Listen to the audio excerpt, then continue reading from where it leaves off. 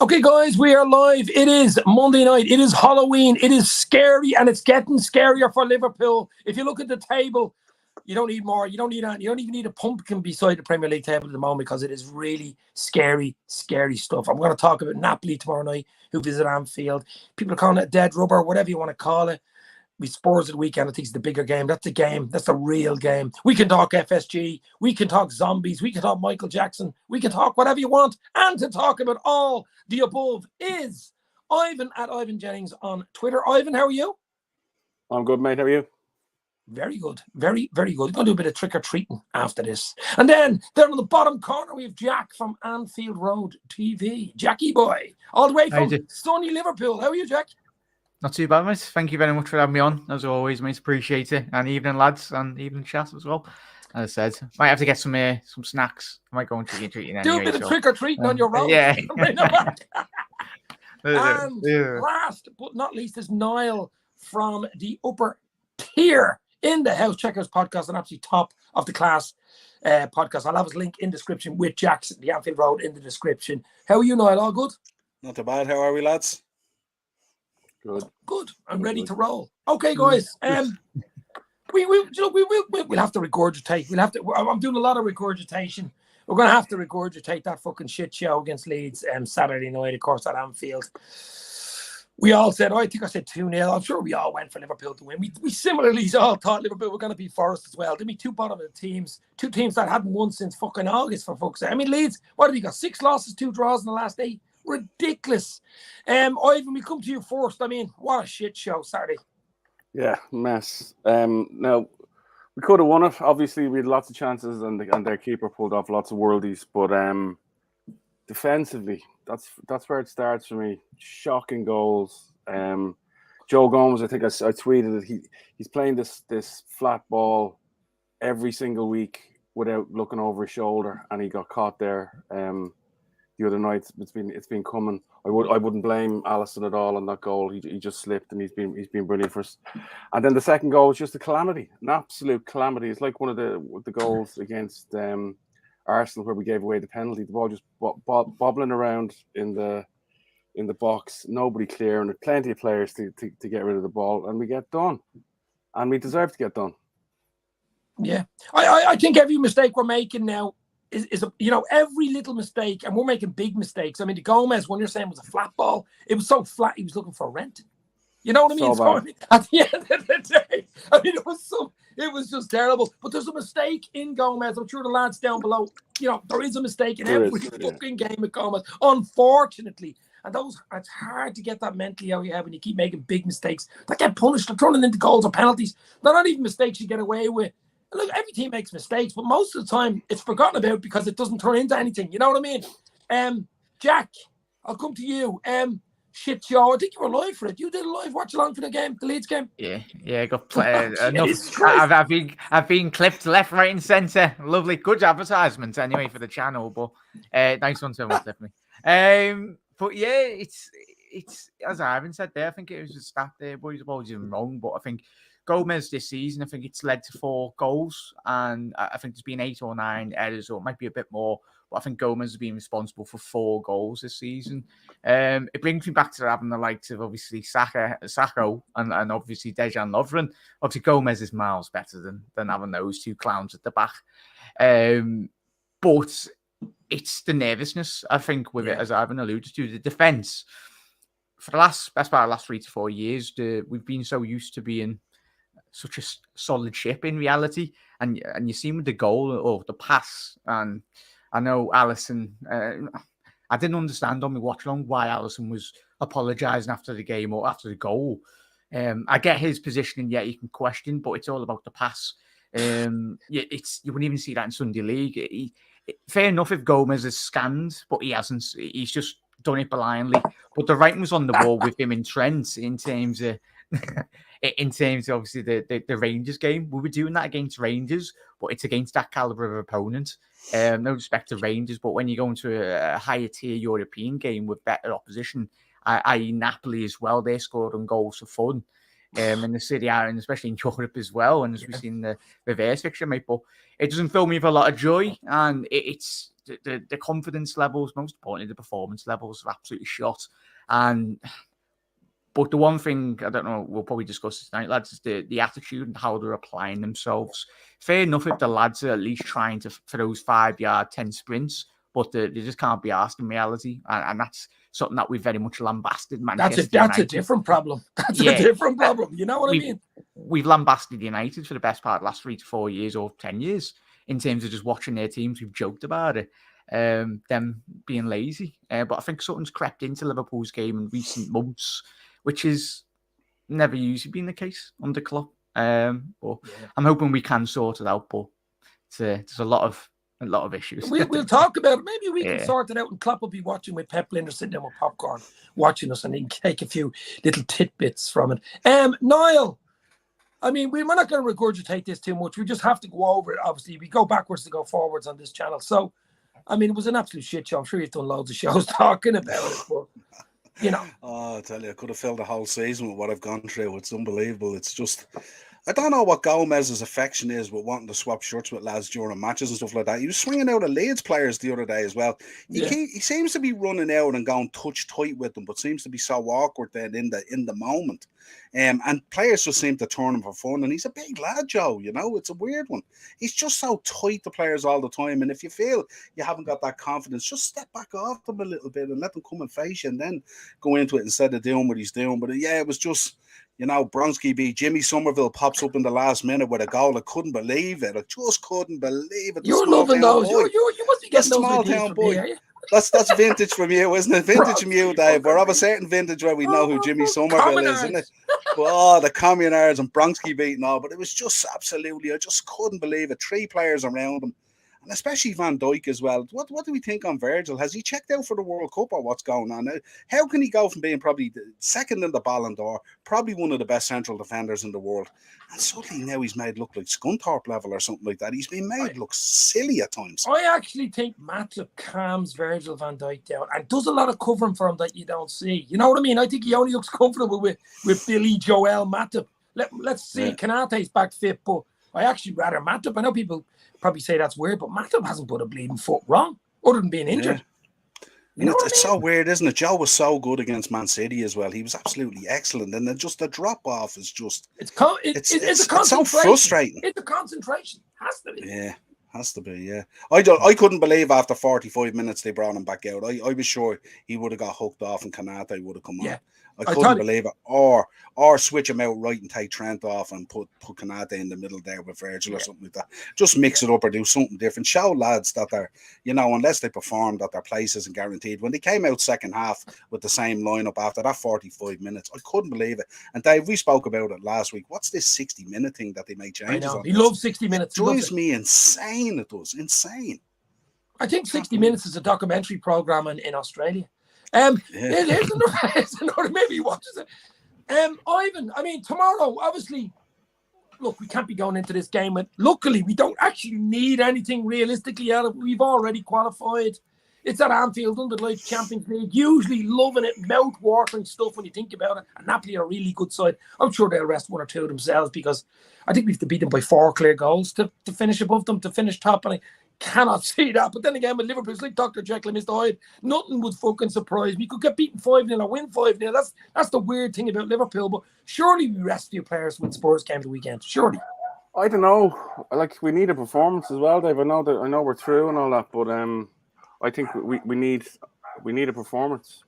We need a performance going into the game on Saturday, and that to me would say we're not going to make too many changes.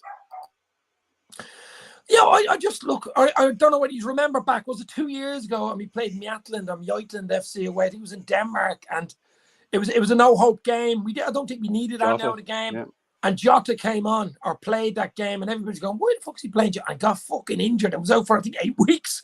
You know what I mean? So same thing could happen. Now I know we only have 2 league games left because then you've got the World Cup. It's a 4 or 5 week break and stuff like that. But imagine bringing on having Salah playing or a Van Dijk or an Alisson. I think Kelleher needs a game, by the way. I think he'll play something like that and getting an injury. And then I suppose you can get injured playing PlayStation like Naby Keita at the end of the day. So you can get injured anywhere. But I think they mix it up. I think Napoli will mix it up as well. I just think so many. Yeah, big games. I think Napoli will think they're home and dry anyway. I don't think they're going to think we'll score 4 against them. But there's so many Liverpool players that are so far off their game. Like if we play like we did on Saturday, Spurs will smash us. They will smash us. So we need to get a performance. We need to get the rhythm back. Like so that's why you're thinking he'll go strong tomorrow night. I think so. Yeah, something into the Spurs game. Yeah. And as he said, World Cup coming up, 3 more games. Just give it everything. See how high we can get up before the World Cup starts, and then they've got 4 or 5 weeks to fucking sort this shit out and turn it around. Yeah, I suppose you're right when you're saying that, because there's only 2 league games. There's a League Cup game thrown there against Derby County. No one really gives a shit about that. The game tomorrow night, that doesn't matter to win or not, but obviously you want a performance, and then you have the 2 league games, which we need 6 fucking points from, or else I think you kiss top 4 goodbye. Jackie boy, what do you think? You go strong, go weak? What will you do? Go long, go short? I'm hoping you go strong, mate, because as we've already alluded to this season, after every bad result, I think Klopp will probably make a point of it. This week he'll spend after the result, he'll be like us, all of us are fuming. Most importantly, Jurgen Klopp, just mainly to say, right, go out there again. And even if they get embarrassed, because it is possible, because as we said, the young, I think it was the Georgian winger, not going to pronounce that name, it was a very long one. Don't try. But yeah, he's... begins with an M. Yeah, he's one of the talks of Europe, obviously Osimhen and obviously Diego Simeone's son as well. Played quite well. I think he scored 6 goals in Serie A, or 6 goals in all competitions anyway. So yeah, it's going to be difficult. I don't think Napoli will rest any, because I think it'd be a massive statement. It already was in the reverse fixture to do. But I think outside the Premier League, I think Liverpool, especially European competition, it happens when you win 6 European Cups. We are still sort out in terms of the outside Europe. Everyone looks to Liverpool. Bloody Liverpool. And if they can go, and that would send a message, most importantly for the Napoli players, it will give them so much confidence to fly and hide in Serie A. And I think that's what they've done off the back of the result that they had a couple of weeks ago against us. They've took that into the league and really used that as a precedent, really. And I think they'll do the same, mate, because what it would send shockwaves around Europe.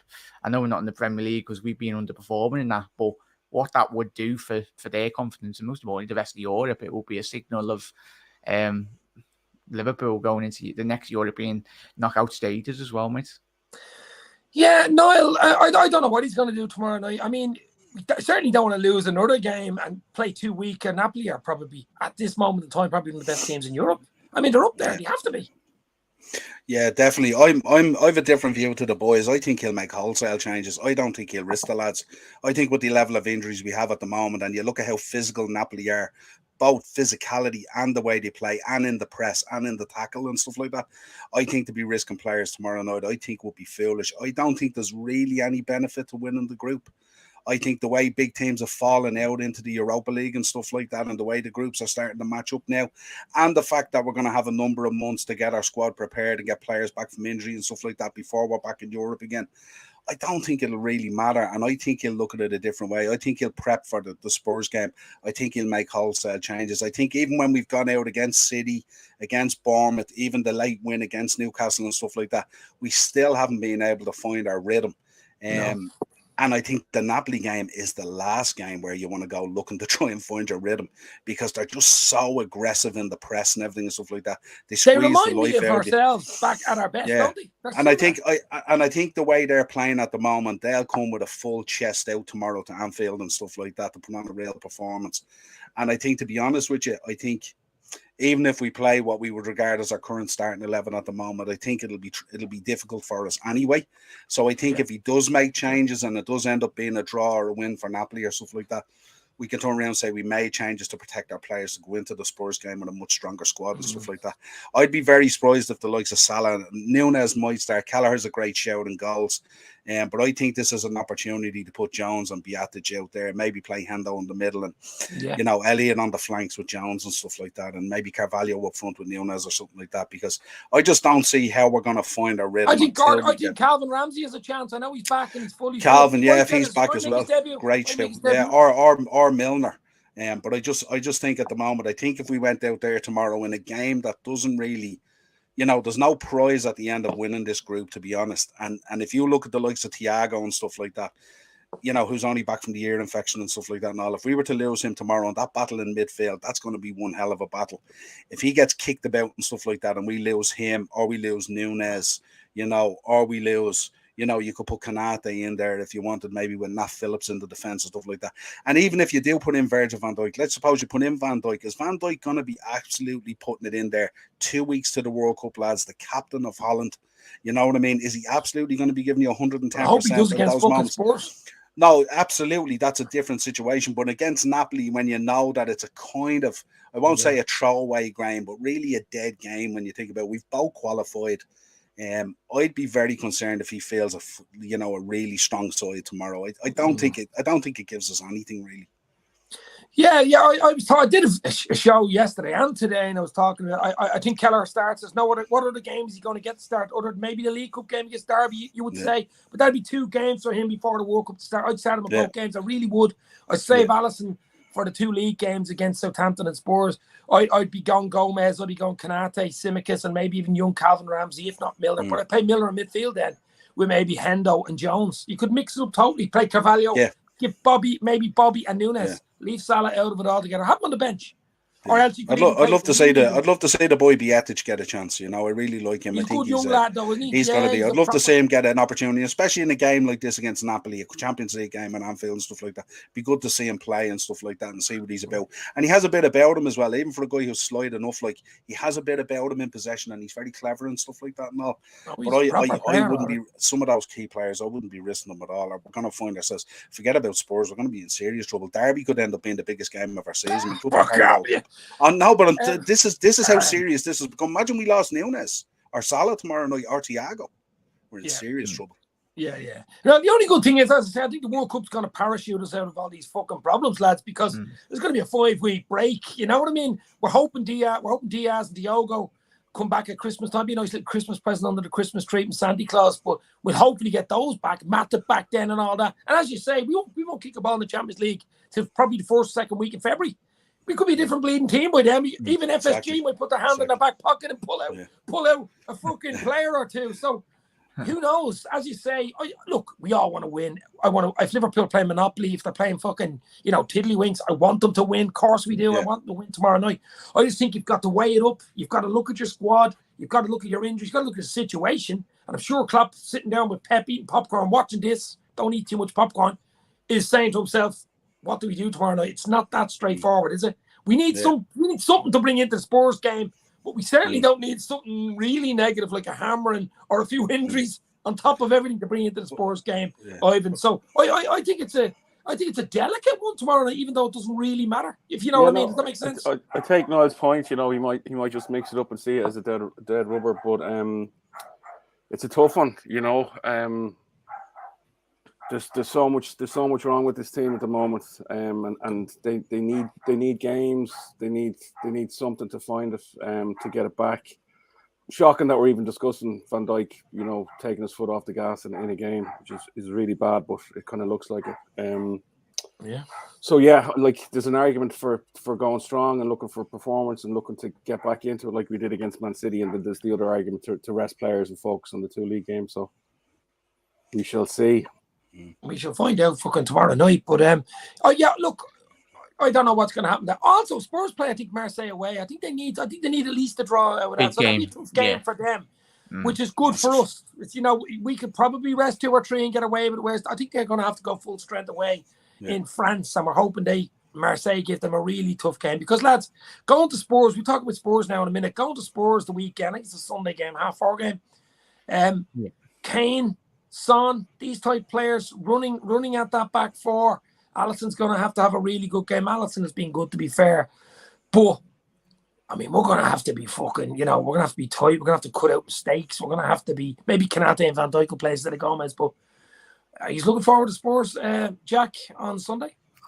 Not really, mate. That was the most, not being honest, we all watched that game last season. And they are the antithesis, really, in terms of Liverpool. If we could pick one team in the Premier League that frustrate the hell out of us under Conte, they are so frustrating. But it gets the ball and Christ, I couldn't sit there and watch a 90 minutes of Spurs.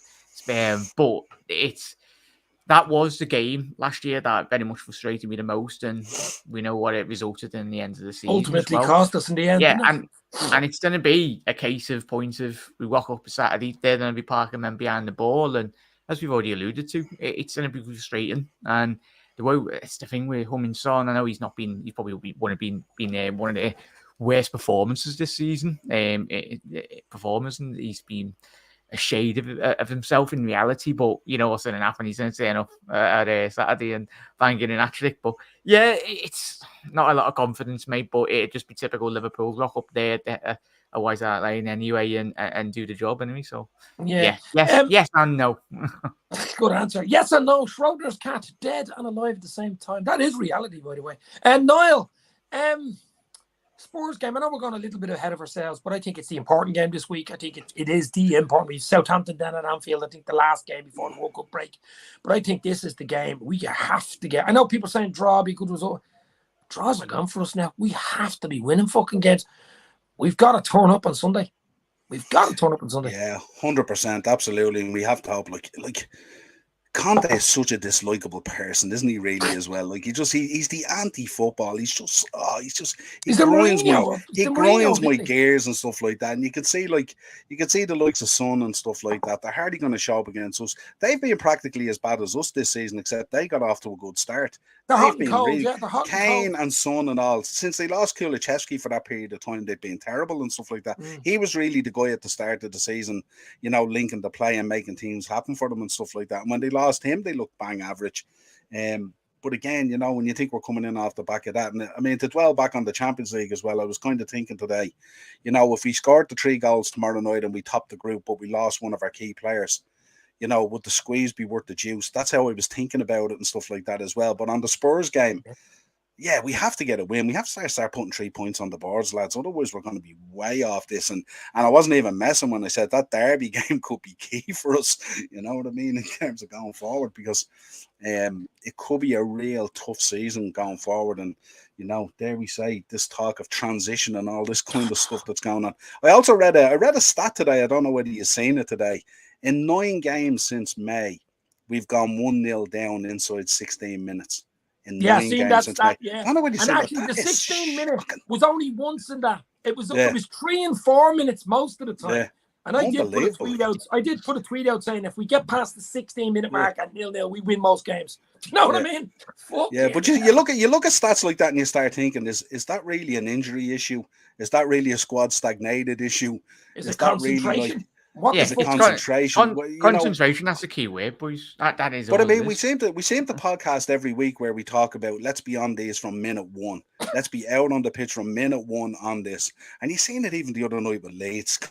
Now I know you can't legislate for coughing up a goal like that, but you know you have to be like, you know, from minute 1. I mean, we're dropping points so poor at the moment against such poor. It's not opposition. that. You know what we're doing? We're giving the opposition. Fuel. We're giving the fucking opposition that are usually below us in the table and below us in rankings, below us in personnel. You know, we're a better team than Forest. We're a better fucking team than Leeds. But and then you notice throwing stuff at them. We're giving them gifts. Yeah, and then you notice for the last 20, 25 minutes, when we cough up a goal and then we're chasing a game, or we go 2-1 down with a half an hour to go or something like that, we just lose all resemblance of what we're about. We lose our shape. We start trying to do crazy things, shooting from all over the place. You seen Salah the other day trying to score a goal from an angle like that and all. You know, why do we try and do those things? That's not us at all. And then I think it's back to basics, simple stuff. Yeah, but then you've lads who won't want to take responsibility. You look at Van Dijk, how many headers has he had in the last 2 weeks where he should have banged the back of the net and he's trying to square them back into Bobby or Mo or whatever it is.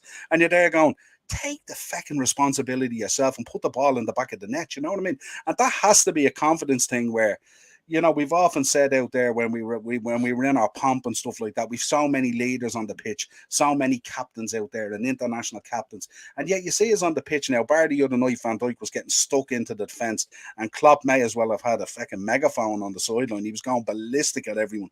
But apart from that, when you look at it, we've been so quiet on the pitch. Milner, hasn't been taking on that kind of extra captaincy role. Hendo hasn't been doing it. You know what I mean? Things have been so like when something goes wrong or, you know, a bad passage of play, everyone's looking Pointing down. fingers. Looking for someone to blame and stuff like that. You're seeing it with Trent that time when the ball came into Joe there last week, I think against Forest it was, and Trent was looking around trying to pin it on Gomez and stuff like that or whatever it was. And you're there going, this is not what we're about. He had his all. Google Maps. He had Joe Gomez had his Google Maps turned off when he plays the fucking game. You know what I mean? He doesn't know where he is. Trent, what location am I? In me. But we have to get the win. Have to get the win. Yeah, absolutely. But Ivan, back to you again. I mean, you have looked after teams, young teams, and played the football yourself and stuff.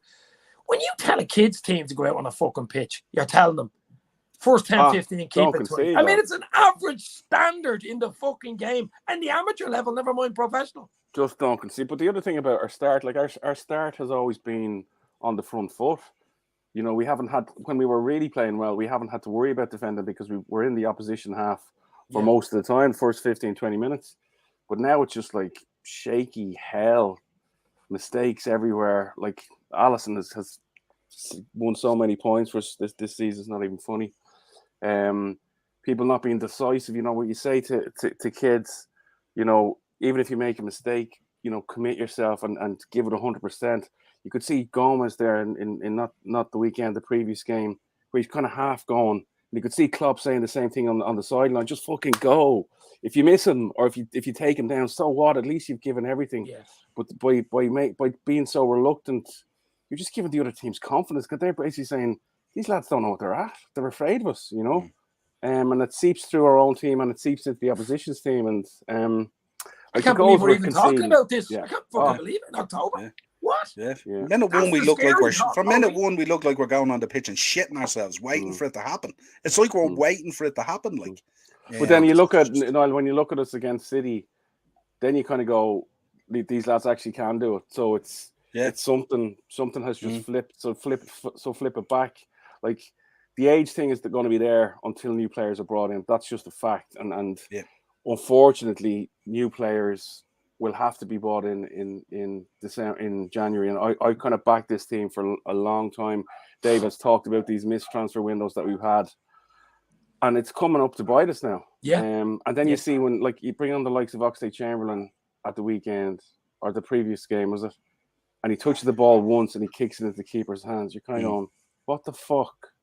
Do you know what I mean? Yeah, myself and Dave have spoke about the drop off as well. Yeah, myself and Dave have spoke about the drop-off as well. You're bringing off Bobby Firmino and bringing on Ox. Like, the drop-off is monumental. Like, it's just, you know what I mean? And then you look at City, you know, they bring off Bernardo Silva and they bring on Gundogan or something, and you're there going, why have we let this slip? Why have we not taken the necessary steps on each transfer window, even to bring in one key signing to refresh the squad? Now we're looking at it between a January and a summer of having to bring in 5 or 6, and FSG just aren't going to do it. You know what I mean? They just simply will not do it, and we'll still come up short. They're not going to commit to it. I think, as I said to you, Dave, last week, I think all these players will come back from injury and they'll go, sure, look, they're like new signings. We'll get all these guys back. And they'll just shut down the shutters. That's what they'll do.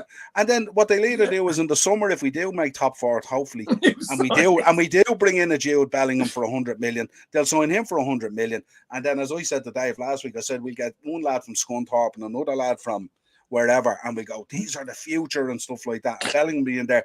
And let's be honest, between the 4 of us, if Jude Bellingham was signed in January, Jude Bellingham is not going to feed the inherent problems that we have there at the moment. We need. I said in the summer we needed at least 3 players in to refresh just that midfield, near along the signings that we made to make up for the players that we lost, and it didn't happen. It's massive at the moment what needs to be done there at the moment. 9 players at the moment, 9 players at the moment over the age of 30. 9 players. How do we let that happen? And I'm not saying 30. I'm not saying like 30 is like, you look at Milner and how good he's been even through his early 30s and stuff like that. But it's a different game now, lads, isn't it? It's a real. Game. Well, the way we play, the intensity we fucking play, you have to have young legs. You have to be fresh. Yeah. Like, I don't know whether you've seen, I did a video today on Swiss Ramble. You've probably seen it, Ivan, on Twitter. Did you? There was a Twitter thread. There's a guy, an English guy, but I think he lives in Switzerland.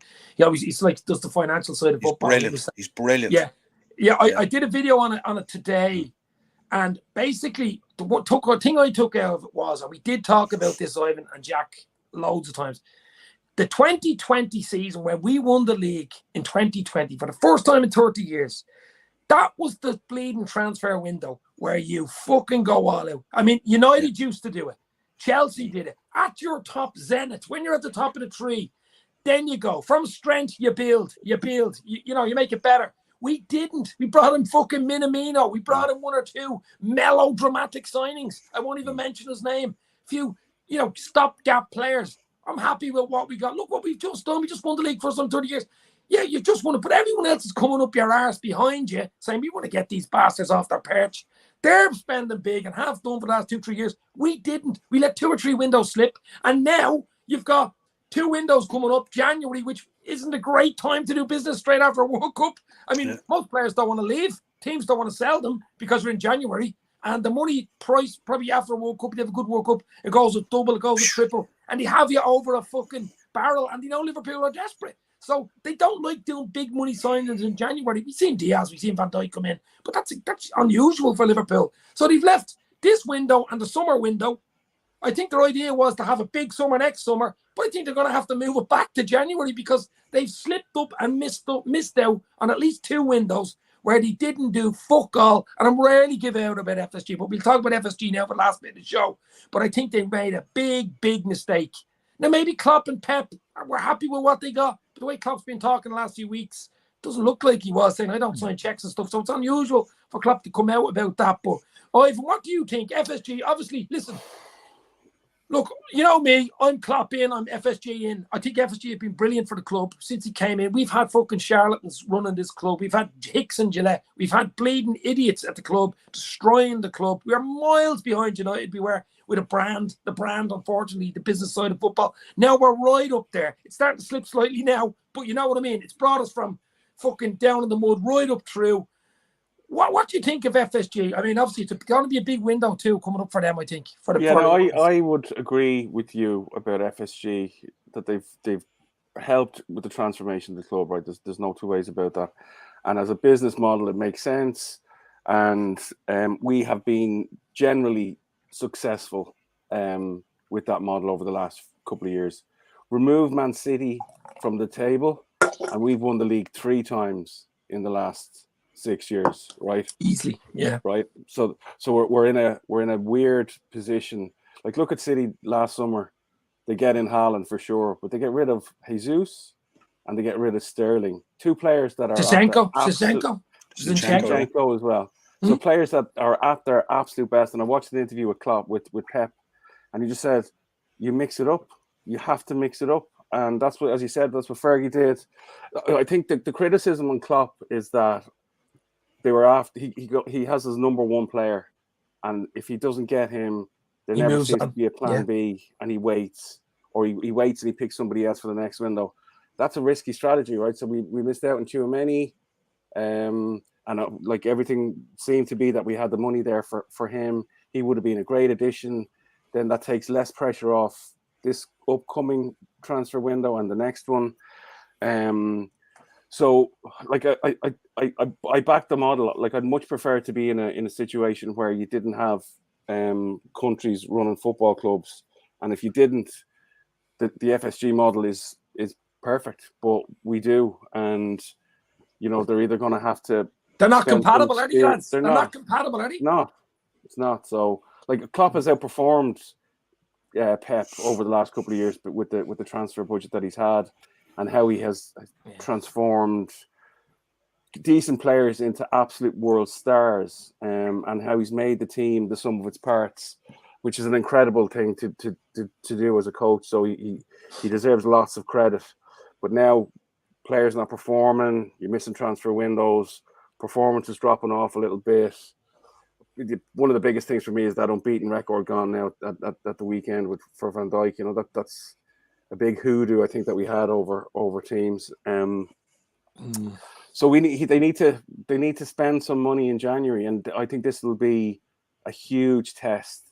And I think particularly, like, if we continue to not play well, and Klopp's under pressure, and like at some point his position will have to come under pressure. Like, if the results got really, really bad, then you really see where things are going. Hopefully it doesn't get that fucking bad. Hopefully it doesn't get that bad, but That's always on the cards. Oh yeah, But like January's not great. I know we got Suarez and we got Van Diaz and Dijk, whatever, yes. Van Dijk in the summer. But like I'm not hearing, with the exception of Bellingham, who I hope comes in January. But if I was Bellingham looking at how Liverpool are playing at the moment, I go, no, you're grand. I'll wait for Madrid to come in for me. I don't know who else. You know, I know there's a lot of talk about Declan Rice, but to be fair, it's an West Ham interesting aren't one. going to sell him in January. No, I don't, and he's going to be 100 million at least. He'll be 100 million, In fairness, plus. I watched him yesterday, and he's actually a really, really good footballer. He Yeah, gets his I've head seen a up, lot of things. Yeah, and decent. he gets the ball in front of him, and he's powerful, and he's strong. He gets out of tackles, he can cross the ball. He looks like a real leader on the pitch as well. But at least 100 million for him. And he's going to want us to hang around London. I'd say that would be his preference to come into Liverpool. Whether Klopp could work some magic there, I don't know. But that's the type of money we're talking about. You know, we don't have time on our side. 3 players, not just one. And the other thing that's hanging over us, top 4. We're a fucking mile off top 4. If we do not get top 4 this summer, we're fucked. Big trouble. We're fucked. Yeah. As Ivan was saying, I mean, if you don't get top 4, would Jude Bellingham come to you? You're in Europa League, or worse, in the fucking Conference League. Imagine being in the fucking Europa. I'd give up podcast. Well, what United have been able to do over the years is, when they haven't qualified for the Champions League and they've gone into the Europa League, they choose to pay you €300,000 a week, and that's cool, and people are happy with that. We can't afford to do that, so it's Champions League or nothing. And that takes the strategy back 2 or 3 years. You know, if to qualify again next year, and if we don't, that could be a really bad slippery slope. So it's an interesting couple of months coming up for us, lads. Fucking right, lads. It's an interesting window. I think January is huge for FSG because the amount of stuff you're beyond Twitter, you're on social media. I mean, it's been bad for FSG during transfer windows, but I've never fucking seen so much vitriol and so much like FSG, even talking about Klopp out. I mean, Klopp out is even gone up a level now. Never mind FSG fucking out. Jack, I know you're the good mates with John W. Henry, so give us your view. I'd love to do an interview, but I'd last 2 seconds in these interviews. No wonder anyone from Liverpool Football Club have ever reached out to me, because I did literally kick me out of the press conferences for continuing. And I'd probably have an argument with Jurgen Klopp as well. I love Jurgen. We all love Jurgen. But, and they're all footballing people. We're just fans around the world. They've got the best. Well, Liverpool pride themselves in having the best. But the recruitment level, the value for the player doesn't matter. It's about what the player does to a system, and if he fits the system down to a T. We've left Gini Wijnaldum go. Yes, he wanted more money, but he was a very much a perfect system player at that time in moments. He guaranteed you 7 out of 10. Never replaced him. Never replaced him. Never replaced him. Gini Wijnaldum, Ox, all those countless injured midfielders. Hendo will eventually replace Milner's place in the squad. He won't be getting a guaranteed first, and quite rightly, when you look at the highest level, Hendo from about 4 or 5 years ago suited the system. But the crux of the issue for me, lads, I don't know how you feel in chat, is now that with Edwards gone and Julian Ward doing the business, we're going to find out in the next 6 to 12 months if Liverpool, it's the fact that we're not identifying the Andy Robbos of the world as well, something that we used to do, and that was the reason Liverpool had jumped 3-4 years in terms of our development now, because you look at Newcastle, probably I love Newcastle people in the club as well, in terms of the city as well, but they are probably the worst thing to happen to FSG in terms of the obviously the club getting bought, and obviously the stature of Newcastle as itself anyway. If, as we've already alluded to, if they get into top 4 this season, they're not going away at all in the next 5 to 10 years. They will be another Manchester City who will continuously restructure their football club to a level where, quite frankly, FSG can't compete. Because the good thing about Newcastle, they've got the history and the likes of Bobby Robson, or a legendary figure that she is. But Newcastle as a city, as a fan base, very similar in terms of Liverpool, the way in which these clubs mean so much. If they get Champions League football, the Geordies, they will be, they're not going anywhere, mate. But it's the identifying of players, mate.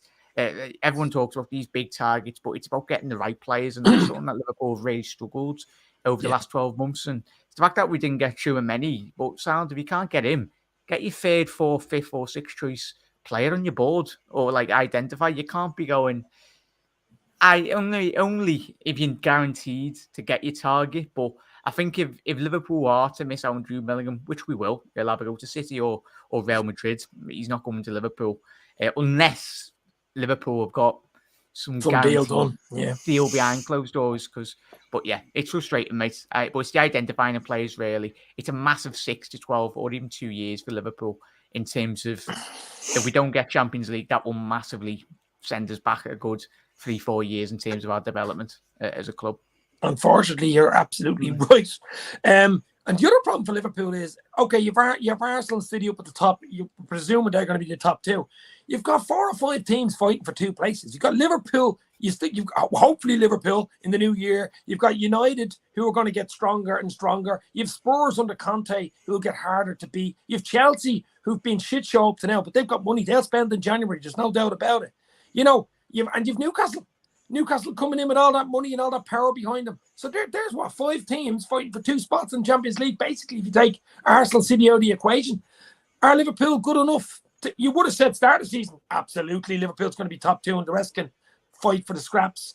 But at the moment, guys, I mean, this really, really could be, I'm saying end of an era, but you know what I mean? Rebuild, whatever you want to call it. But to drop into that Europa League, to be honest, I'd rather not even have European football next year.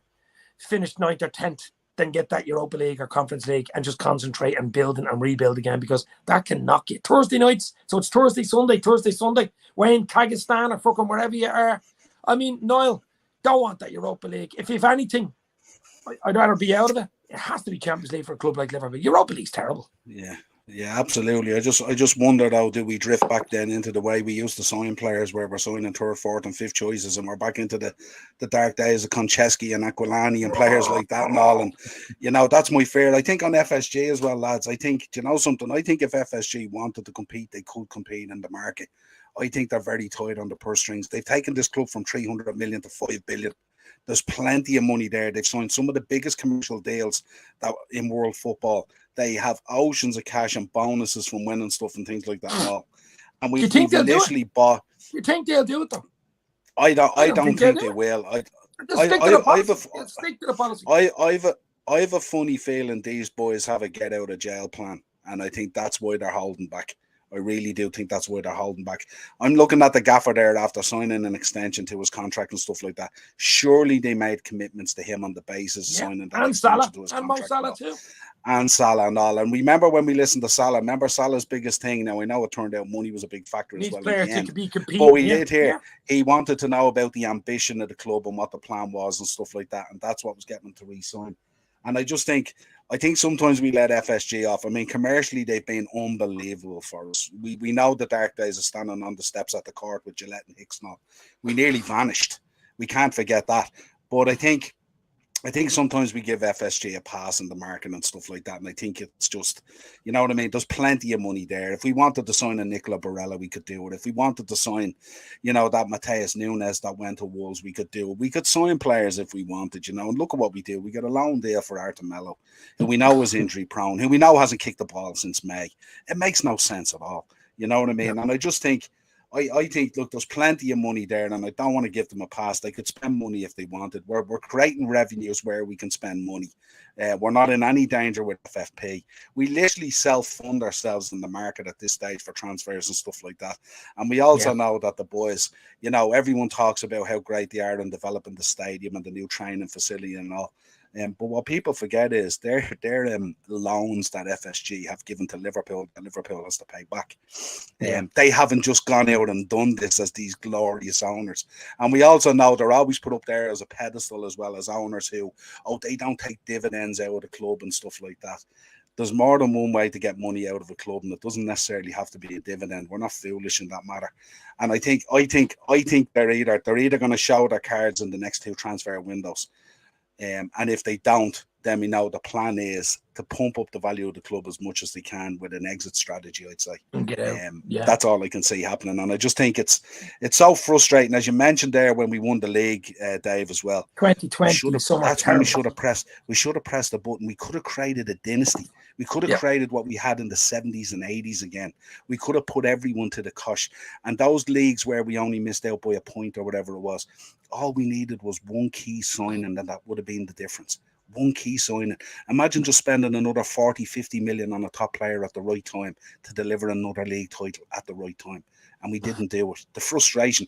And I often say, when you look at the Jurgen Klopp era and you look back on it, you know, when we look back in there, it was great winning the league after 30 There's missed opportunities there. I lived every bit of those 30 years, but the missed opportunities.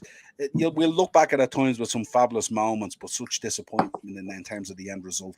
He should have, as you said, 2 to 3 leagues under his belt, probably another Champions League or 2 as well. Yeah, absolutely, and whatever amount of domestic cups. We could have created a dynasty. We could have blown everyone away. And I know we alluded to Fergie and stuff like that, but the example there is Fergie had Scholes and Keane in midfield, and he went out and signed Varane. He went out and signed Van Nistelrooy. He went out and signed Robin Van Persie. Yeah. You know what I mean? He was ruthless. Pep is ruthless. I don't know, I even say it at times when you look at Pep, even in a match, and, you know, City could be 5 or 6-0 up, and he's still pushing them forward to score more and more and more. He wants to absolutely kill teams and embarrass them. And we've just lost that cutting edge that we had, that suffocation and all that things that we want to do on the pitch that was Liverpool's identity. We've lost that now in terms of our confidence and everything else. And I just think, you know, there's so many things, as Ivan said, I think that's wrong. You know, we just have to try and fix those things and stuff like that. But the next thing, we'll know by next summer. We'll know what the game plan is by next summer. And if Bellingham comes in and then they shut down the doors, then we know there's an issue. If Bellingham doesn't come in and we just go for average again, we know where we're at again. We're in the cycle again, basically, and it'll be heartbreaking. Yeah.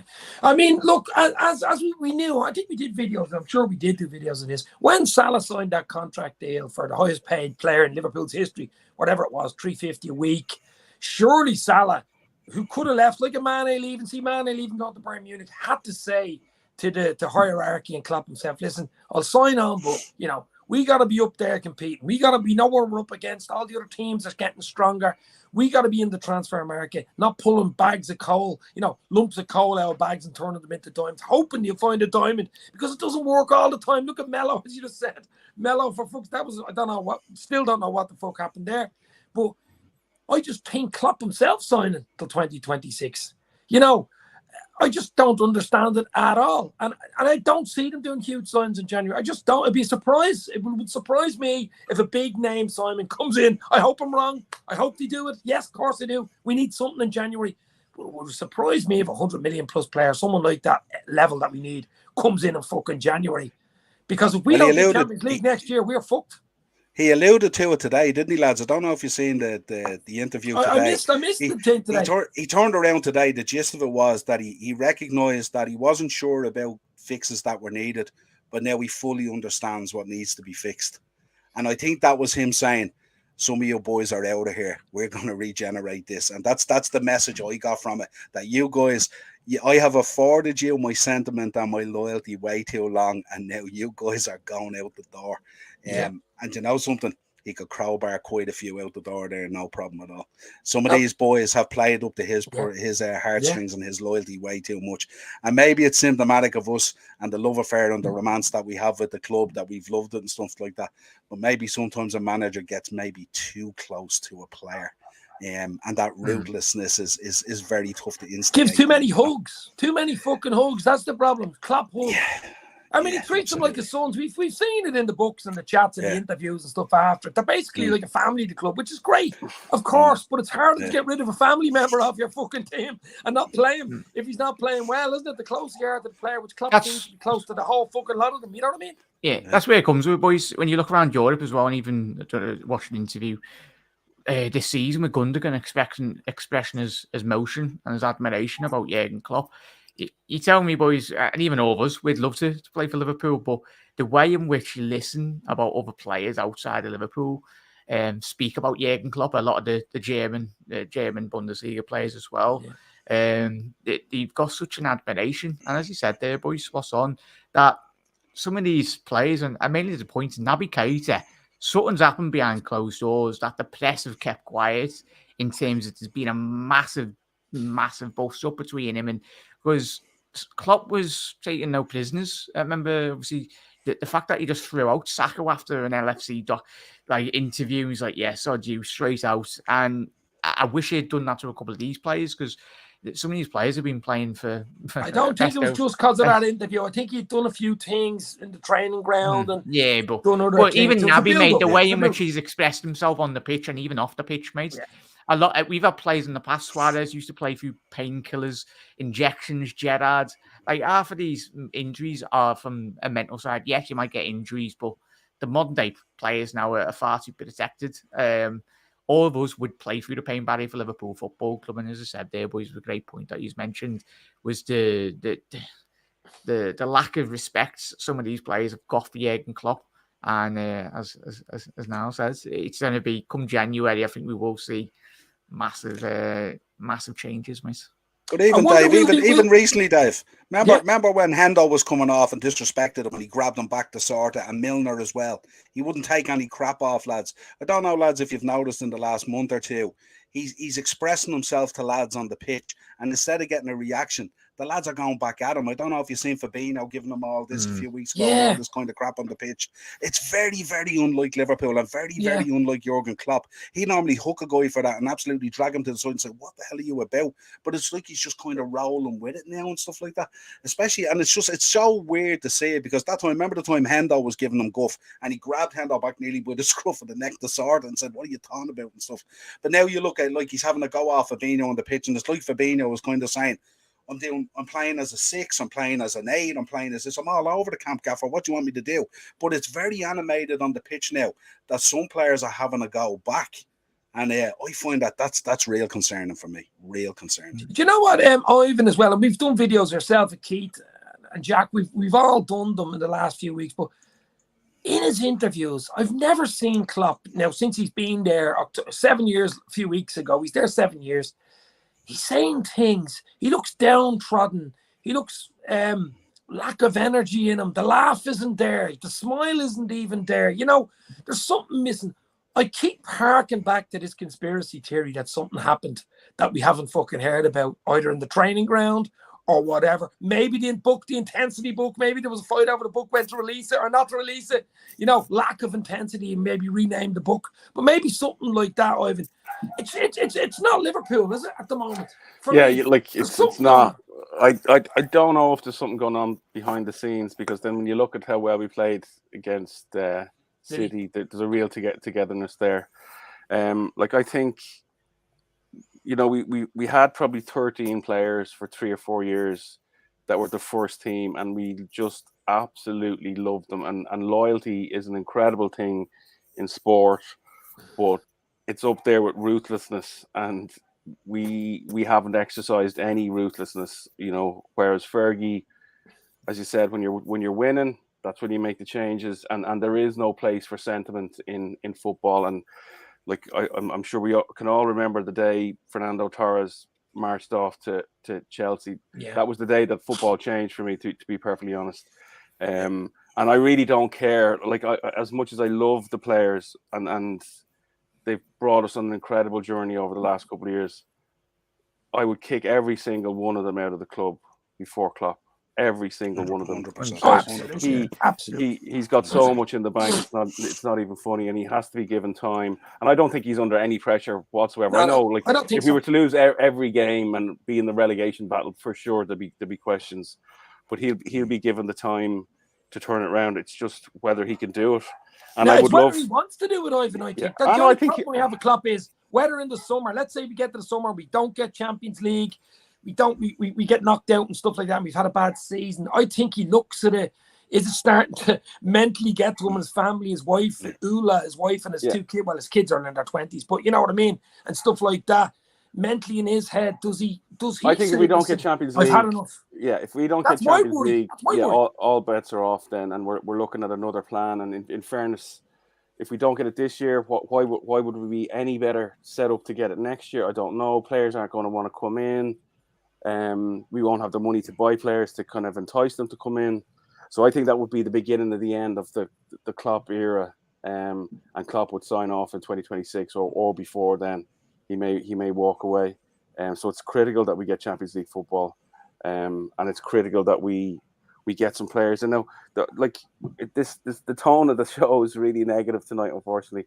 But I'm still positive we'll get top 4. Oh yes, and I know it doesn't seem that way. Yeah, but I think the World Cup's going to help us, Ivan. I agree, It's and come we've at the said right that before. time. It's come at the right time. I totally agree, right? I think there's some great players in that team. You mentioned Andy Robertson. We've brought in the likes of Ramsey, Bakitic, Elliott, Carvalho. Yeah. They need time. We've seen in glimpses how good they can be. And those massive players, the Salahs, the Hendersons, the Fabinhos, Thiagos, Van Dijks, they need to get their shit together and pull up their socks and so show some leadership and repay some faith in Klopp, because he's stuck by them. Spot on. Because when you look at it as well, you look at Carvalho and Elliott on the pitch, they're nearly looking like the leaders that the other guys are looking to at times. If you look at the first 5 games, Elliott was outstanding. He was the leader on the pitch. And I'm looking around going, this kid is on the pitch and he's the leader for you guys. What the hell is going on? It's crazy. Crazy. So we'll try finishing with the last 5 minutes on a positive note. As Ivan said, look, we're all Liverpool fans. No matter what happens, Liverpool. No matter who's fucking there, we still love Liverpool. I mean, I think we'll get top 4. I think we got top 3. Was it 2 years ago? Yeah, no, with the centre back problem. With the centre back shit show, and that 6 games in a row. We couldn't buy a game in January and February of that year, and then we went on a 14-game run and we won every single game. So I'm still confident. I'm the most positive Liverpool fan in the world, and I think we'll get the top 4. I just feel, I think there's still some more pain to go through before we actually hit the bottom. Yeah. And before we scrape the barrel. I think it's going to be game by game, and maybe it will be game by game, and we just scrape into the top 4 this year. But at some point, there's a massive replanning exercise required in terms of staff and headcount and what way are we going to play and systems and all that kind of stuff, and whether that happens now in the short term and we get players in, or and we do well and we maybe finish 2nd or 3rd and maybe win a cup, or if we get in by the skin of our teeth in May, and there's a massive piece of work to be done then if we're not as positive going into May as we'd like to be, No, but I just think, listen, lads, obviously tomorrow Napoli will take care of itself. We don't really need to do anything other than get some sort of a performance and no injuries. But I think the Spurs game and the Southampton game, if somehow we can turn around and get 6 points there, I think going into the World Cup, it just gives fucking everything a lift. Moves us up the table. We'll know we'll have Diogo Jota back.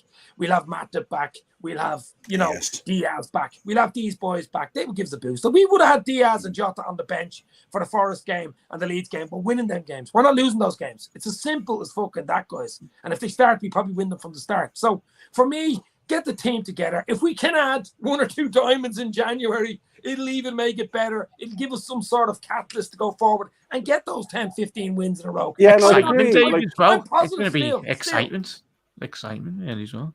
Like, you look at the last 3 games, lads, and I know it was a bad defeat at the weekend, but we got 6 from 9, right? So we got 3 points against Man City, 3 points against West Ham, and we dropped 3 against Leeds. We've been playing shit. And 3 against Forest. Right? And 3 against Forest. Right? So we got 6 points. 6 from 12. But it's better than 0 from 12 or 3 from 12. And we've been really bad. We've been really bad. And I think we're going to be inconsistent like that. Do we think we're going to get 6 from Spurs and Southampton? No, but I'm hoping we will. You know what I mean? Yeah. So I think 4, would 4 be okay? I'd take 4 now, probably. Anybody buying 4, 6? I'd take 3 points. It'd be nice as well, boys. Yeah, absolutely. The Eurovision's on in Liverpool, isn't it? So John Henry can enter it with Johnny Logan's What's Another Year, yeah? What's another year for FSG to spend a few quid for me? Yeah. Money.